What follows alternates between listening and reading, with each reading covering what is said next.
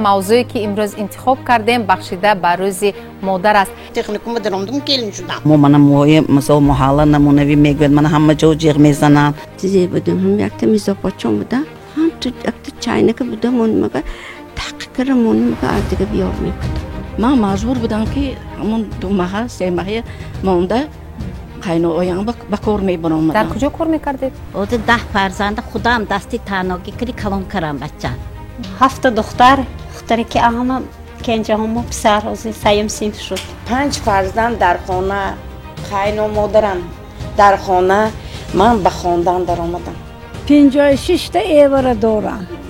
2 تا چیوره دارم.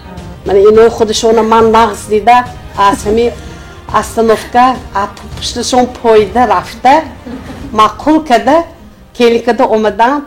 انمین گلی تری تازه به همین مادر جان مهربانم میسپرم که مثل همین گل همه وقت زیبا باشم. من بسیار فخر میکنم که چنین مادر دارم. آفرین صحت سلامت باشید مادر جان.